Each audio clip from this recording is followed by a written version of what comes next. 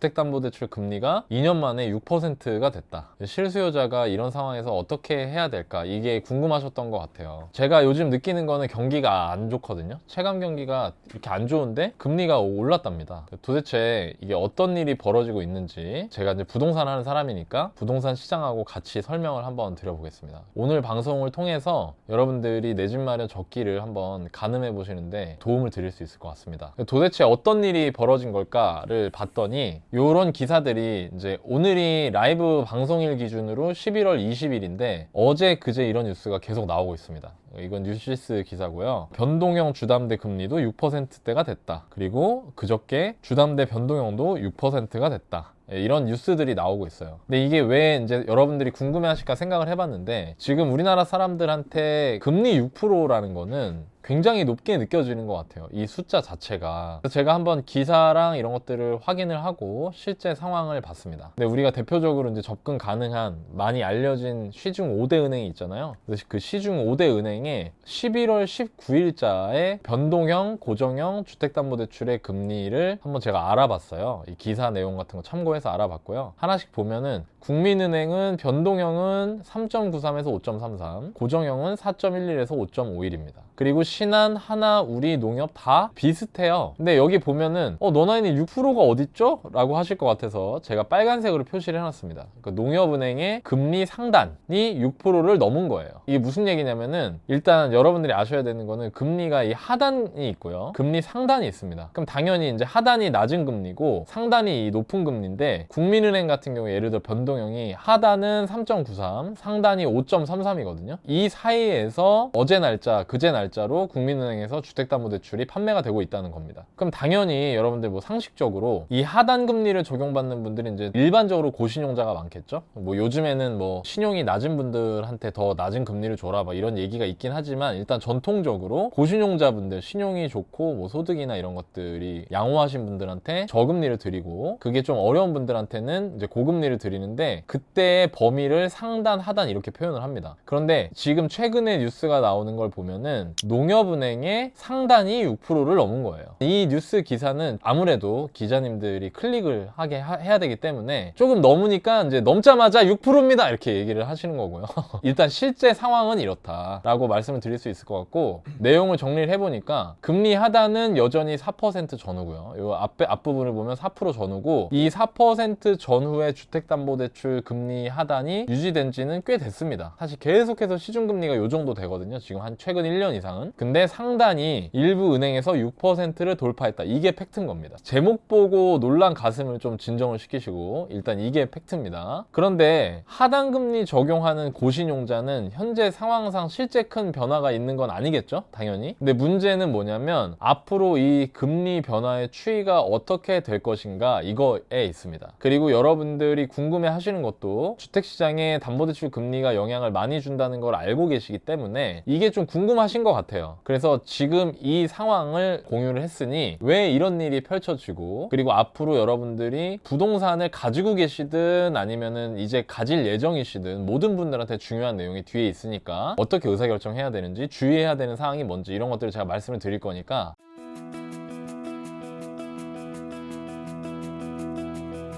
일단은 왜 이런 일이 벌어진 건지에 대해서 말씀을 한번 드려보도록 하겠습니다. 금리 상단이라도 어쨌든 올랐잖아. 그죠? 어쨌든 올랐습니다. 어쨌든 6%가 넘었고요. 왜 그럴까를 봤는데 우리 이왕 이제 보는 거 좀 공부를 한번 해봅시다. 우리 같이 금리가 어떻게 결정이 되는지 이런 내용들을 공부를 한번 해보면 좋을 것 같고요. 여기 보면 이 대출 기준금리라는 게 있고요. 그리고 뭐 그 뒤에 쭉 붙습니다. 여기 보면 끝에 최종금리라고 돼 있죠. 그리고 밑에 보면은 이 위에 보면은 막 유동성 프리미엄, 신용 프리미엄, 자본 비용, 법적 비용, 부수거래 감면 이거 뭔 말인지 저도 몰라요. 이게 중요한 게 아니고 이 밑에 하나 조금 더 간단하게 그 개념화 해놓은 게 있거든요. 요거를 설명을 드리면 일단 조달금리라는 게 있습니다. 조달금리는 뭐냐면 여러분들이 대출을 우리가 사는 핸드폰 같은 제품으로 생각을 해보는 거예요. 그럼 제가 은행이고 저는 대출이라는 제품을 파는 겁니다. 근데 이 제품이 돈이잖아요. 제가 돈이 원래 있어야겠죠? 이걸 팔아야 되니까. 제가 돈이 있어야 되니까 이 돈을 어디서 갖고 와야 됩니다. 이게 약간 원가 개념이죠. 고등어 구이 팔면 고등어가 있어야 구워서 팔잖아요. 그죠? 그래서 그거를 조달하는 데 필요한 비용이 이 자금 조달 금리라는 겁니다. 이게 그러니까 쉽게 말하면 약간의 원가 개념이에요. 거기에다가 리스크 관리 비용 등 원가. 이거는 돈에 관련된 거기 때문에 뭐 국가의 규제나 막 이런 정책들이 있거든요. 가이드라인이 있어요. 거기서 그걸 수행하는 데 들어가는 비용이 있고요. 여기 마진이라는 게 있습니다. 이 마진은 뭐냐면 말 그대로 은행이 남겨먹는 돈을 말하는 거예요. 그게 마진이고요. 그리고 여기 보면 가감조정 전결금리라는 건 뭐냐면 우리 단골이시네요. 제가 좀 깎아드릴게요. 약간 요런 거. 애누리 하는 거 있죠? 그런 것들이 가감조정 전결금리라고 보시면 됩니다. 떼어오는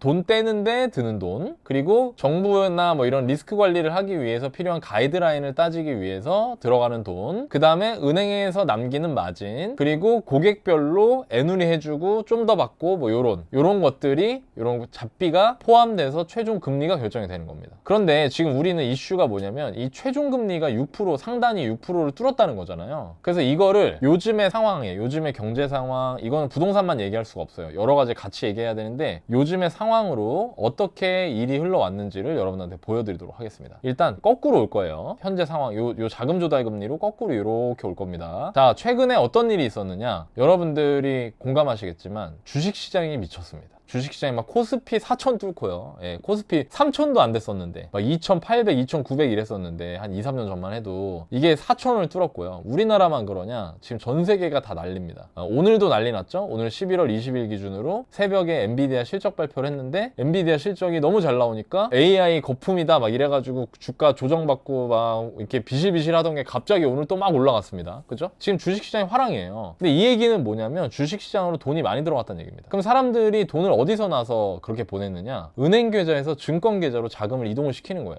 그러니까 뭐냐면 내가 은행에 3억짜리 적금을 들고 있었는데 주식이 막 올라가. 주식이 올라가니까 이거 3억 이거 잠깐만 은행 예금금리 얼마야? 2.4% 막 이래요. 뭐야 이거 안 되겠다 해서 그거를 깨고 혹은 돈 들어있던 걸 빼서 증권사 계좌로 옮겨놓고 증권사 계좌에서 주식 종목 찾아가지고 괜찮다 싶으면 글로 투자를 하고 있는 거예요. 지금. 그러니까 어떤 모양새냐면 은행 계좌에서 증권 계좌로 자금이 이동을 하는 겁니다. 자, 그러다 보니까 은행 입장에서는 자금 조달이 어려워졌어요. 왜냐면 은행은 대출을 해줘야 되는데 대출해줄 돈이 없는 겁니다. 이해되시죠? 무슨 말인지? 그래서 은행에 자금 조달에 어려움이 생겼고 은행이 자금 조달할 때 어떻게 하냐면 제가 은행이면은 여기 유디님한테 이제 옆에 있는 사람한테 돈을 나한테 맡기라고 하는 겁니다. 그걸 뭐라고 하냐면 예적금이라고 하죠. 예적금을 해달라고 하는데 지금 이 사람이 예적금 안 한 이유가 뭐예요? 주식시장이 너무 좋으니까. 그러니까 어떻게 하냐면 예적금 금리를 올려드릴게요 하면서 요즘 예대금리도 예적금 금리도 올라갑니다. 그래서 여러분들이 우리 대출 금리도 6%를 뚫었지만 요즘 뉴스 자세히 찾아보시면 예적금 금리 3%가 넘었다 이런 뉴스들도 있어요. 예적금 금리가 올라가는 겁니다. 고금리로. 왜냐면 돈을 내가 어서 떼와야 되는데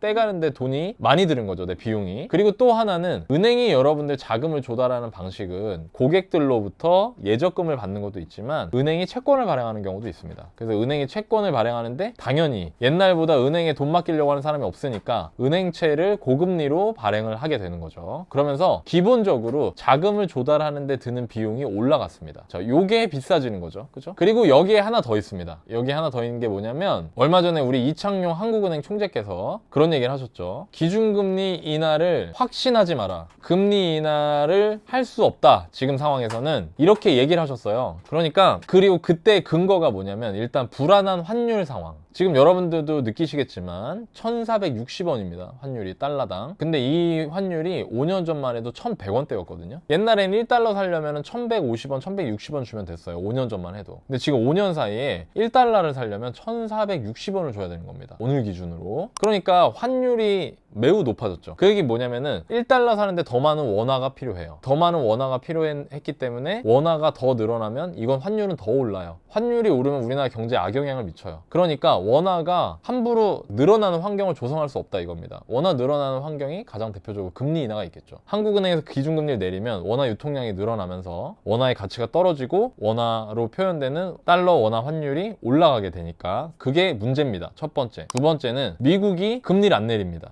미국이 지금 얼마 전까지 양적 긴축하다가 그거를 종료를 했다고는 하지만 미국의 파월 총재도 최근에 금리를 내린다는 거에 대해서 확언을 안 하고 있죠. 그러니까 미국도 금리를 안 내리니까 우리도 안 내릴 거야. 이게 논리가 쓰는 겁니다. 그리고 마지막 세 번째 이유가 뭐냐면 부동산입니다. 지금 우리나라 부동산 시장이 가격이 불안불안하잖아요. 물건도 없고 막 가격 올라갈 것 같고 이러니까 이 세 가지 이유를 들면서 기준금리 인하를 못할 수도 있다고 얘기를 한 겁니다. 기준금리 인하를 보류한다고 하니까 시장에서 어떻게 반응을 하냐면 시장에서 유통되는 시장금리가 쇼크를 일으키면서 가격이 올라간 시장금리도 올라갔습니다. 은행이 자금 조달 어려움이 발생하면서 예적금 금리도 올렸어요. 은행채 발행하면서 또 고금리로 발행했어요. 다른 은행에서 돈 빌려올까 했더니 거기도 금리가 올라갈 것 같아요. 시장금리가 반응을 했어요. 한국은행 총장의 발언 때문에. 이게 어떤 일이 벌어지냐면 자금 조달 금리가 올라가는 겁니다. 이걸 뭐라고 얘기하냐면 여러분들 이거 잘 알아두세요. 코픽스라는 게 있습니다. 여러분들 기사 보시다 보면 코픽스 금리 이런 얘기 많이 들어보셨을 거예요. 그게 뭐냐면 자금 조달 금리를 말하는 겁니다. 근데 이런 요인들로 인해서 자금 조달하는 데 비용이 많이 들어가게 됐고 이게 늘어나니까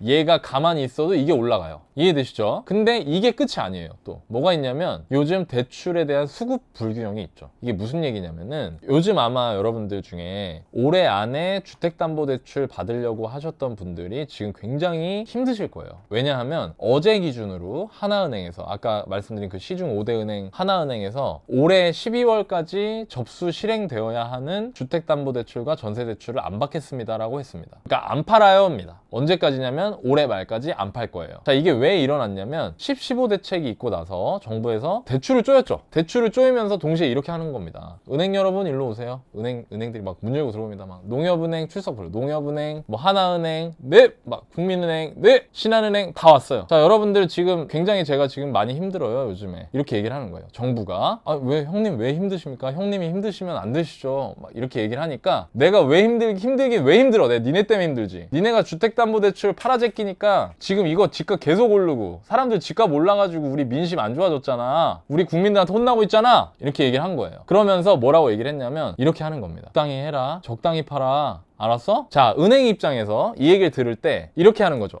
예, 알겠습니다. 죄송합니다. 라고 하지만 속으로는 이런 겁니다. 은행 이제 회의가 끝났어요. 그 문은 밖으로 나와요. 문 밖으로 나가지고 국민은행이 야, 신한 하나 일로 와봐. 니네 대출 얼마 팔았냐? 우리 솔직히 올해 팔 거 다 팔았어. 그래? 그럼 형님 저거 얘기하는 거 그냥 내내 하면 되는 거네. 응. 너네도 다 팔았어? 나도 다 팔았어. 농협이 와서 얘기해. 좀 이따 하나가 오더니 사실 우리도 다 팔았어. 팔 거 목표 달성 다 했어. 그냥 형님이 하란 대로 하자. 죽는 소리 하자. 앓는 소리 하자. 이렇게 된 거예요. 자, 그런 상태인데 부동산 산 사람들은 어때요? 이런 거 알아요? 몰라요? 모르죠. 근데 올해 안에 대출을 받아야 돼. 12월에 잔금하기로 했어요. 12월에 잔금하기로 했는데 은행 갔더니 은행들이 이렇게 얘기하는 거예요. 어차피 자기들은 이제 배가 불러요. 다 판 거예요. 장사 잘 됐어요. 그 상태에서 형님이 이제 얘기를 했죠. 그죠? 근데 고객이 왔어요. 어떡하죠? 고객님? 저희가 지금 대출을 못 팔아요. 주택담보대출을. 아니 그런 게 어디 있습니까? 왜 저 집 샀는데 저 그럼 대출 받아서 이거 잔금 치러야 되는데 어디서 돈 빌려요? 소비자들이 얘기하니까 은행들이 이렇게 얘기하는 겁니다. 아니 저희 정부 형님이 대출을 쪼이래요. 그럼 뭐 저보고 어떻게 하라는 거예요? 그러니까 소비자가 이렇게 얘기하는 거죠. 그럼 저도 좀 그럼 저 어떻게 해요? 이거 계약금 날려요? 그러니까 이제 요즘에 은행들이 어떻게 하냐면 못 이기는 척 하면서 그러면은 제가 이렇게 좀 준비해 놓은 게 있거든요. 네, 조용히 하시고요. 네, 제가 준비해 놓은 게 있는데 요거 빌려드릴게요. 네, 감사합니다. 봤더니 금리가 비싸요. 그래서 이 사람이 얘기하는 겁니다. 이런 게 어딨어요. 2달 전만 해도 제 이웃이 집 샀는데 그 사람은 4%로 받았는데 저한테는 왜 이렇게 대출이 비쌉니까? 그러니까 은행이 이렇게 하는 겁니다. 그럼 마시든가요? 형님도 하지 말라고 하는데 그러면 어쩔 수 없죠 뭐. 이러면서 이런 상황을 틈타서 요 마진을 붙이는 겁니다 지금. 그래서 이 수급 불균형이라는 게 뭐냐면 대출의 수요, 즉 여러분들 실수요자분들인 수요는 굉장히 많아요. 특히 10월 달에 거래가 많이 일어났기 때문에 그분들이 지금 잔금을 올해 안에 하셔야 되는 분들은 대출 수요가 많은데 공급이 지금 줄어든 겁니다. 이런 이유들로. 그래서 정리하면 이 최종 금리에 영향을 주는 요소가 이 4가지가 있는데 이 중에 자금 조달 금리도 비싸진 데다가 또 이 시국에 이런 상황을 틈타서 은행이 마진을 조금씩 더 붙이고 있다. 요렇게 정리를 하시면 될 것 같아요. 그래서 지금 대출금리 상단이 6%가 넘었습니다. 요게 지금까지 벌어진 일의 안과 밖입니다. 자, 그러면 우리가 궁금한 거는 이게 아니라 이게 과연 어떤 영향을 미칠 수 있을까 이거겠죠? 여기서부터는 부동산 얘기를 제가 좀 하겠습니다. 자, 일단 현재와 과거 둘로 나눠야 됩니다. 너나님 과거는 왜 그래요? 자, 과거는 왜 그러냐면 변동형 금리로 대출 대출을 받았던 기존 대출 수요자들 있잖아요. 그분들의 금리에도 영향을 줄 거기 때문입니다. 그래서 과거에 내일이 아니겠지 라고 생각하셨던 분들 잘 들으시기 바랍니다. 현재에는 이렇게 나눌 수 있어요. 공급자와 수요자. 자, 공급자는 은행이겠죠. 수요자는 개인입니다. 자, 공급자들은 어떻게 되냐면 대출 실적이 감소합니다. 그죠? 근데 제가 좀 전에 설명을 드렸잖아요. 그러나 어차피 완판이에요. 지금 올해는 완판입니다. 두 번째, 비싸게 대출 팔아서 판매가 대비 이익이 상승합니다. 제가 좀 전에 말씀드렸죠? 못 이기는 척 하면서 제가 좀 이렇게 꿍쳐놓은 게 있는데 이거를 좀 주거래 고객이시니까 제가 이거 빌려드릴게요. 근데 이자는 비싸고, 약간 이런 상황입니다. 지금 수요자분들은 여러분들이 아까 대출 금리의 하단과 상단을 다 보여드렸는데 대부분 아직은 큰 영향은 없어요. 대출을 받으실 수 있는 분들에 한해서 상단만 6%를 뚫었기 때문에 아직까지 체감하는 거는 좀 적을 수 있습니다. 그러나 일부 영향을 받는 분들 같은 경우에는 일단 DSR 적용 금리가 올라갑니다. 그죠? 그러니까 한도가 줄어드는 일이 생겨요. 올해 안에 대출 받으시는 분들은 본인이 계산한 것보다 한도가 줄어들 수 있다는 거, 이걸 알아두셔야 되고요. 두 번째는 금리 상단에 해당되시는 일종의 저신용자 분들 같은 경우에는 당연히 금리가 올라가기 때문에 구매력이 축소가 됩니다. 그리고 부담해야 되는 비용도 늘어나게 되는 거죠. 자, 이거는 뭐 너무 직관적으로 이해가 되는 부분이고, 과거, 즉 여러분들 중에 내가 기존의 주담대를 가지고 있다 하시는 분들한테 어떤 영향을 미치느냐, 이것도 두 개로 나눌 수 있고요. 자, 5년 만기가 도래되는 혼합형 대출을 판매를 하고 있고 했었습니다. 자, 그러면 보세요 여러분. 지금 2025년 말이죠. 그리고 좀 있으면 2026년입니다. 2020년 말부터 말에 혹은 2026년 초에 대출을 받으신 분들 중에 혼합형으로 받으신 분들이 있어요. 혼합형이 뭐냐면 5년간은 고정금리, 5년이 지나는 순간부터 변동금리, 이런 제품이 있습니다. 그걸 또 많이 하세요 여러분들이. 그런 분들 같은 경우에 이제 5년 고정형이 어떻게 됐죠? 만기가 된 겁니다. 자, 그럼 은행 입장에서 어때요? 5년 전에 금리 상황이 중요하겠죠? 그러면 근데 5년 전에 금리가 어땠냐? 2%대였어요. 2% 막 이랬습니다. 주택담보대출이 2020년에 코로나 때 유동성 금리나 막 하면서 유동성 공급할 때 주택담보대출 금리 2%대도 있었어요. 그러니까 그분들이 고정형을 했던 겁니다. 싸니까 2%니까. 그래서 예를 들어 제가 2020년 말에 집을 산 거예요. 대출을 받아서. 근데 금리는 2%, 2.4%. 근데 이게 만기가 된 겁니다. 그럼 은행 입장에서 어떨까요? 변동형으로 바꿔야 돼요. 통지서 하나 딱 날립니다. 그러면서 뭐라고 하면서 날리냐면은 이분 2%였는데 이번에 4.5% 해서 딱 날립니다. 그러면서 옆에다 이제 하트 쓰고 이렇게 고객님 사랑합니다 이렇게 써가지고 보냅니다. 그럼 은행은 지금 좋을까요 안 좋을까요? 좋겠죠. 왜냐면 이익이 올라가잖아요. 그죠? 수요자는 당연히 반대인 겁니다. 2020년 말에서 2021년에 혼합형 주담대를, 이분이 굉장히 많아요. 은근히 많아요. 혼합형 주담대를 실행하신 분들이 이자 비용에 따른 충격이 있을 수 있다는 거예요. 그래서 여러분들 중에 지금 그 주택담보대출 갖고 계신 분들은 이걸 알고 준비를 하셔야 된다 이겁니다. 제가 그거에 대한 가이드를 좀 이따 드릴게요. 자, 그러면 관전 포인트가 있어요. 이제부터 이거랑 이제 부동산으로 이야기가 넘어오는데 관전 포인트가 있습니다. 자, 첫 번째, 공급자인 은행, 현재 시점에 공급자인 은행 관점에서 이 사람들이 이제 얼마 안, 2달 있으면 새해잖아요. 연초에 대출 영업을 재개합니다. 아까 우린 이미 완판이야 라고 제가 얘기했죠. 그 얘기 뭐냐면 은행은 1월부터 12월까지 대출 목표가 설정이 됩니다. 다 1월부터 9월까지 엄청 판 거예요. 왜냐면 올해 상반기에 부동산 시장이 너무 뜨거웠기 때문에. 그러니까 미리 다 소진이 된 겁니다. 근데 만약에 은행이 내년 되면 새로운 목표를 받겠죠? 그리고 여러분들도 회사 생활을 해서 아시겠지만 목표는 줄어드는 적이 없습니다. 만약에 올해 국민은행에서 뭐 300조를 대출을 했다. 그럼 내년에 330조예요. 목표가. 원래 모든 조직이 다 그래요. 그죠? 지금 내년에 딱 시작하는 순간 1월 달에 시작하는 순간 올해보다 더 많이 대출을 팔아야 돼요. 그런데 지금 부동산 시장 분위기가 어떻습니까? 규제 나오고 나서 일단 거래가 잘 안 되잖아요. 거래량이 많이 줄었잖아요. 그러면 은행 입장에서는 이 목표를 빨리 달성하기 위해서 상반기에 조금이라도 빠르게 달성하기 위해서 보통 통상적으로 연초에 판촉 활동을 합니다. 프로모션을 겁니다. 조용히 겁니다. 왜냐면 크게 하면 어떻게 돼요? 또 형님이 부릅니다. 은행 여러분 이렇게 부릅니다. 그러니까 그게 싫으니까 조용히 합니다. 조용히 기존 고객들한테 창구에서 저희 이번에 특판으로 주택담보대출 금리 이 정도로 낮게 나온 게 있습니다. 고객님 이 제품 한번 써보시는 거 어때요? 이런 식으로 판촉 활동을 해요. 그걸 할 것인가? 제가 보기에 합니다. 이거. 금리 상단이 6%를 넘었어도 실제로 내가 신용이 좀 양호하거나 하면 은행 가면은 잘하면 뭐 3% 후반대 이런 게가 이제 판매가 될 겁니다. 그런 게 있을 수 있다. 두 번째, 한국은행이 기준금리를 동결하고 있잖아요. 우리 기준금리 인하한다고 생각하지 마! 라고 얘기했잖아요. 근데 이걸 과연 언제까지 동결할 수 있을까? 라는 거죠. 그리고 여기에 가장 큰 영향을 줄 수 있는 거는 부동산도 부동산인데 환율과 미국 금리입니다. 근데 미국이 지금 지방선거 같은 걸 앞두고 있고 트럼프 같은 경우에는 초반에 레임덕이 오지 않게 하기 위해서는 지방선거에서 이겨야 되거든요. 근데 지방선거 이기려면은 쉽게 말하면 사람들이 좀 살만한데? 대통령 바뀌어서 살만한가 보다? 이런 생각을 해야 돼요. 그러려면은 돈이 풀리고 막 유동성이 늘어나고 사람들이 막 부자 된 것 같고 막 이런 느낌을 줘야 됩니다. 그러니까 어떠냐면 지금 현재 제롬 파월 그 미국 연준 의장한테 엄청나게 압박을 해요. 트럼프가. 금리 내리라고. 만약에 그리고 긴축은 끝났습니다.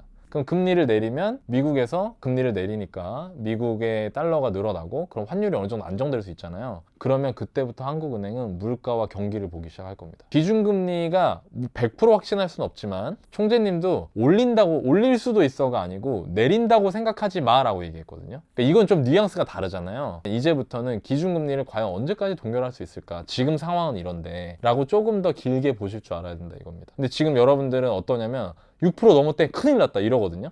그게 아니라 그 이면을 볼 수 있게 제가 설명을 드리는 거예요. 그리고 또 하나, 이렇게 돼서 만약에 연초에 대출금리가 좀 낮아지게 되면 어떻게 되느냐, DSR이 좀 여유가 생기겠죠. 그럼 여러분들 한도도 좀 늘어날 수가 있습니다. 그죠? 마지막으로 중요한 거, 여러분들 신용관리 잘 하셔야 돼요. 신용관리를 잘 하셔야 여러분들 집을 사실 때 주택담보대출을 더 많은 한도를 조금이라도 더 유리한 금리로 받으실 수 있기 때문에 이런 부분을 신경을 쓰셔야 되고 이런 부분을 관전 포인트로 삼으셔야 되고, 그리고 요거 같은 경우 과거 요거는 어떤 일이 생기느냐, 회복이 더딘 곳일수록 이자 비용이 부담되니까 매물이 나올 수도 있다 이겁니다. 자, 이게 무슨 얘기냐면 여러분들 이해 안 가실 수 있어서 좀 더 설명을 드려볼게요. 자, 일단 정리를 한번 해볼게요. 일단 기억해 두시고 어떻게 대처해야 되냐면, 여러분들이 만약에 내 집 마련 기회를 보고 있다 그러면 지금 당장 금리가 오르고 내리고보다 화폐 가치가 계속해서 떨어지고 있다는 긴 관점으로 보셔야 돼요. 이런 때가 있었습니다. 여러분 지금 6%라고 난리 났잖아요. 여러분들이 6% 이거 해달라고 63%가 이거 누르셨잖아요. 투표해 주신 분들 몇천 명이 하셨는데 투표를. 짠! 주담대 8% 시대. 8%가 끝이면 좋으련만 주담대 내년에 10% 간다. 이런 뉴스가 나온 적이 있습니다. 근데 제가 여기 언제 나왔는지 가려놨죠? 이게 언제냐면 2022년 11월입니다. 근데 여러분 잘 생각해 보세요. 이때 집 샀으면 어땠어요? 좋았죠? 엄청 좋았어요. 2022년 11월에 집을 샀으면 거의 바닥에 사는 겁니다. 이때 여러분들은 집을 살 때 비용에 대해서 고민을 하시지만 물론 그것도 중요하죠. 근데 지금 현재 가격이나 그 다음에 내가 지금 집을 사는 거가 충분히 길게 봤을 때 내가 거주하면서도 자산 가격이 꾸준히 올라갈 수 있는 그런 집인가, 이런 것들이 더 중요하다는 말씀을 드리는 겁니다. 그리고 이걸 봤을 때 이게 뭐냐면 어차피 화폐량, 통화량이 늘어나요. 근데 여러분들은 당장 눈앞에 있는 걸 보는 거예요. 금리가 올랐단다, 안 된다, 금리 내린단다, 위험하다, 뭐 언제 다 위험하다 그래요. 근데 그게 중요한 게 아니고 잘 생각을 해보십시오. 여러분들이 은행에 가서 대출을 받습니다. 그러면 30년짜리가 기본이에요. 그죠? 30년짜리 대출을 받는 거예요. 그럼 여러분들이 앞으로 30년 동안 그 대출을 상환해 나가는 과정에서 금리가 오르락 내리락 할까요? 하지 않을까요? 당연히 하겠죠. 그러니까 지금의 금리 인상, 금리 인하 이런 거보다는 여러분들이 가지셔야 되는 거는 길게 보고 화폐 가치가 어차피 떨어지고 화폐 가치가 떨어지기 때문에 주택 가격이 올라가는 거를 알고 잘 골라서 오히려 지금처럼 이렇게 다른 사람들이 공포에 젖어 있을 때, 그때 그 경쟁이 좀 덜 치열할 때 그때 내 집 마련을 해야겠다라고 생각을 하시는 걸 권해드리고 싶고요. 그 다음에 두 번째는 아까 좀 전에 했던 얘기를 이어서 담보대출 가지고 계신 분들이 있어요. 5년 전에 혼합형으로 주택담보대출 일으켜서 매매하시는 분들 중에 두 부류가 있어요. 첫 번째가 가격이 많이 오른 겁니다. 그때보다. 그런 분들은 이자 비용을 더 내더라도 인하하는 거를 기다리면서 긴축을 하셔야겠죠. 근데 마진 확보가 안 된 분들이 있어요. 이런 분들이 어려운 거예요. 자, 이런 아파트가 있고요. 이런 아파트가 있습니다. 2020년 11월, 12월 이렇게 5년 전을 이제 가격을 메꿔 놓은 겁니다. 이렇게. 이때요. 이 아파트가 12억 6천이었습니다. 이때. 근데 지금은 17억 5천이에요. 이런 분들도 충격받아요. 금리 이거 변동금리 통지서 받으면. 뭐야, 나 지금 이자 한 달에 40만 원 내고 있었는데 80만 원 내야 돼? 나 뭐야, 나 이자 지금 한 달에 90만 원 내고 있었는데 지금 180만 원 내야 돼? 뭐 거의 이 정도거든요. 그러니까 굉장히 큰 충격이에요, 이분들도. 근데 이분들은 심리적으로는 어때요? 마진이 있죠. 그렇다고 그것 때문에 12억 6천에 사서 17억 5천이 된 집을 팔지는 않을 거 아닙니까? 실거주를 하니까. 다만 이런 분들도 아, 우리 이자 많이 올라갈 수도 있겠다라고 생각을 하고 준비를 하셔야 된다는 거고요. 진짜 문제는 이런 분들이죠. 이런 아파트들도 있거든요. 이게 2020년 11월에 5억 5천이었어요. 5억 5천이었는데 지금은 5억 6천입니다. 자, 여러분들이 이 집의 집주인이라고 생각을 해보세요. 내가 5년 전에 혼합형으로 주담대를 받아서 2%대로 받아서 5억 5천에 산 집이 5년이 지났는데 5억 6천입니다. 근데 이자 비용이 2배가 됐어요. 자, 그럼 어떤 생각이 들 것 같으세요? 부담을 느끼고 이 집 팔아야 되나? 라는 생각을 할 수도 있다 이겁니다. 근데 제가 그분들한테 이 얘기를 드리는 거예요. 이참에 갈아타십시오. 그러니까 팔고 무주택으로 내려가지 마시고 그걸 팔고 좀 더 좋은 집으로 갈아타셨으면 좋겠습니다. 그게 낫습니다.